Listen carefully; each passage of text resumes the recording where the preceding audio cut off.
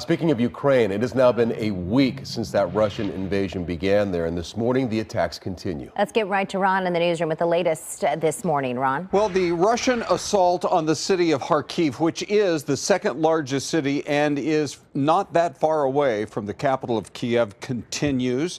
Even after Russia said it was ready to resume peace talks with Ukraine, some analysts feel it's really a ruse on Putin's part. But take a look at this video. As you see more destruction being done to civilian areas.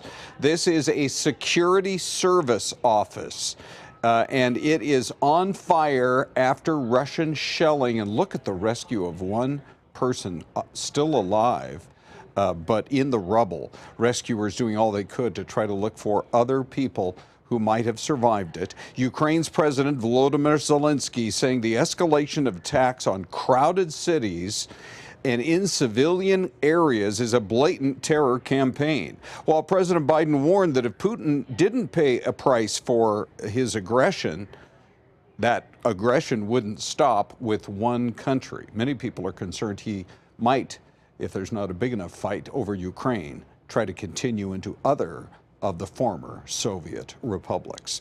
Well, another city coming under fire as well. This is video coming in from Zhytomyr, Ukraine, which is almost 90 miles west of the capital city. 3 people killed in this attack, including 16 people hurt, and 7 of them were children.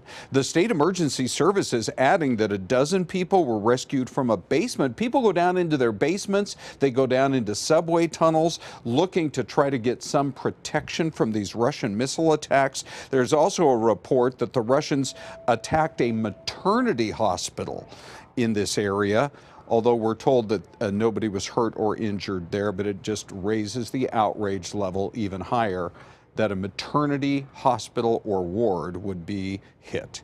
Meanwhile, a senior defense official here in the U.S. says Russia's military progress has been slowed, particularly that 40-mile-long convoy that is almost there like sitting ducks on this highway between a Russian city and Kiev, Ukraine. It has slowed, they now think, because of supply problems, including some troops not having enough access to food or fuel. So we'll have to watch that situation closely in the coming days. Guys. Ron, thank you. Throughout the morning here, we'll bring you the very latest on what's going on in Ukraine, but you can also find all the stories that we've covered, both us and I believe Fox News Channel as well, plus live breaking developments using the QR code on your screen here, going to Live Now from Fox, and they are pretty much going wall to wall, I know in some parts anyway, on Ukraine.